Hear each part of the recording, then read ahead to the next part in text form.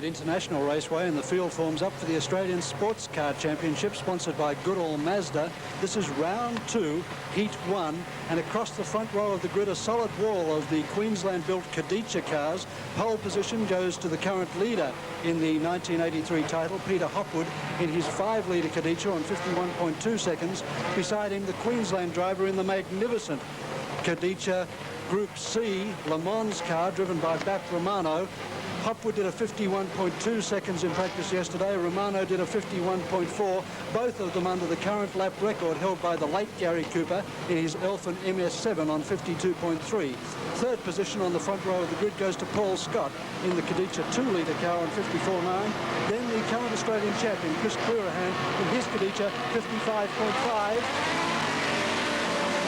Romano with a Formula 1 3-litre Ford Cosworth engine to get him off the line, and it works beautifully with virtually Formula 1 suspension in the car as well, with Alan Jones, former chief mechanic Wayne Eckersley working on the car. But it's Peter Hopwood with 5 litres of V8 grunt out of a Formula 5000 motor getting away best, and it was Carl Gibson going very wide and just, I was going to say, hanging on to the Renmax Repco, but he didn't, as you can see. He's rejoined the track a long way down in the field as Hopwood's pursued by Romano. Hopwood, the far more experienced of these two drivers, but Romano inarguably the fastest car yet built for sports car racing in Australia. Current title holder Chris Clearahan's in 3rd place, car 1.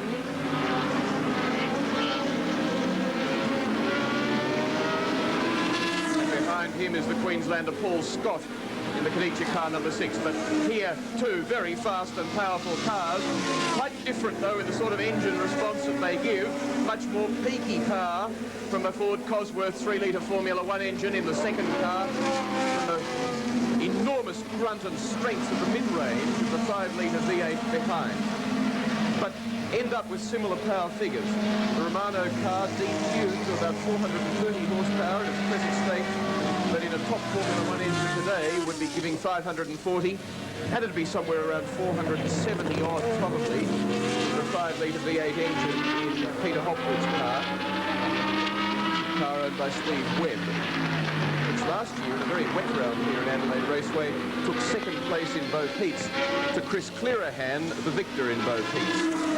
Clearahan presently running 3rd here today, and as you can see, a long way in arrears to these two flying cars. 35-year-old Romano goes for an inside run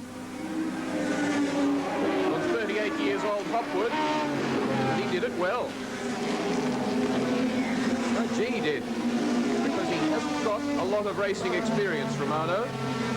He's leapt straight virtually from production-type sports cars of many years ago, when he ran with some Leyland sponsorship, mainly in Queensland, with people like the late Graham Littlemore and others, as he goes wide there. And I wonder, in fact, whether he's not just extending himself a touch too much. But don't worry about it. He's pulled out a lead that's over a second at the moment on Hopwood. Look at how he doesn't use the track exit there. His inexperience telling him to keep it tight, and it shows you how good the car is, because he was nowhere near as well out of the corner as was Hopwood, and yet he's just pulled streets on him down the straight. And that's Clearahan in 3rd place, car number 1. The defending title holder Paul Scott underneath him, or underneath the camera there, car 6. This is another Kaditcha, a forerunner of the closed car of Romano's that he hopes to take to the Le Mans 24-hour race, representing Australia sometime in the future.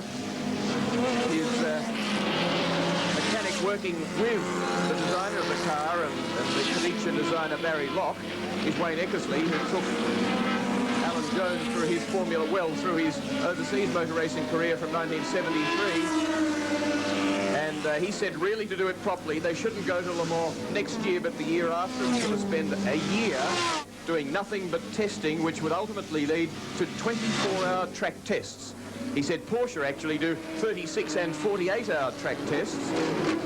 This will be a test of Romano as he threads his way through a very busy backfield. And before Romano started lapping, and he's slowing, that's it. It's over for Romano. At least he's got the consolation of having set a new lap record for sports cars here at Adelaide International Raceway. On his second lap, we timed him unofficially at 52.01, under the record of 52.3. Then on his next flying lap, he did a 51.67. So almost 0.6 of a second under the lap record held by Gary Cooper, as Romano now parks the car at the side. The lead at the moment by Peter Hopwood. This is fourth and fifth, having their own fun and games. Richard Warland in that car 7 that I was telling you he crashed at Sandown, and Carl Gibson, adventurous as many of the Gibson family have been under the brakes, the 18-year-old from Benalla, being powered by a 3-litre Repco V8 engine, a most historic engine in type, because it took Jack Brabham to his third world championship at 66, his teammate Denny Hulme to his only one in 67, but the engine actually in Gibson's car won the Japan Grand Prix. It was a 2.5-litre motor in Leo Gagan's car, since been taken up to 3 litres by his father, Hoot Gibson, and they are very close to the designer of that car, the designer of the engine at least, the marvellous Australian engineer who was formerly at Vincent Motorcycles, Phil Irving, who celebrates his 80th birthday next Friday, and Hoot Gibson is going to be there with bells on.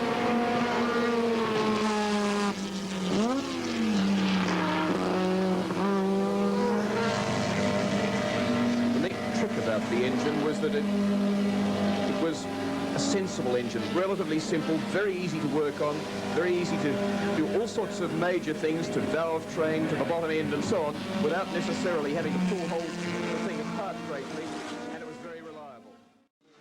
And opening the gap by, 2 seconds a lap.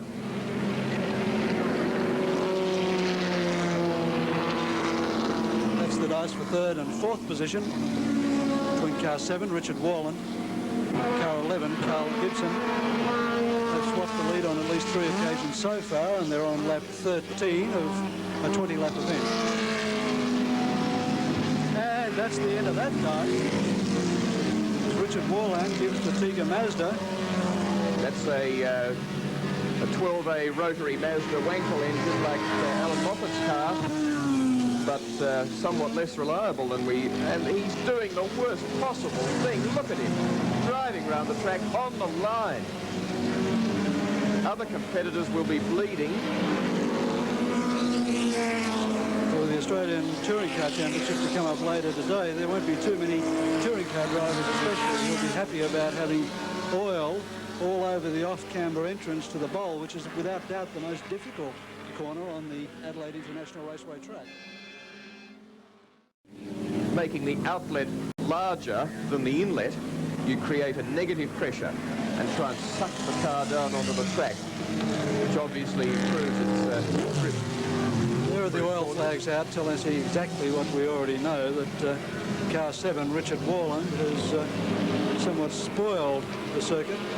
Hopefully not for the rest of the afternoon. And in the pit seems to be having a rather badly run barbecue by the looks of the smoke around his car. That's it there.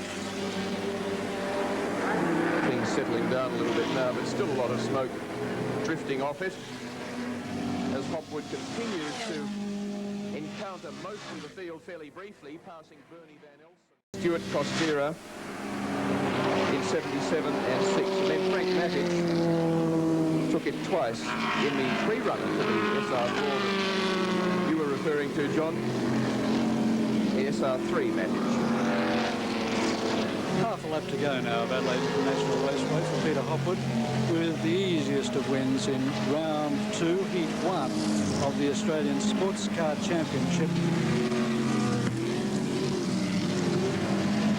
Giving Hopwood, in fact, a clean sweep of the Australian Sportscar Championship this year so far, he having taken both heats of round 1 at Sandown some 2 months ago.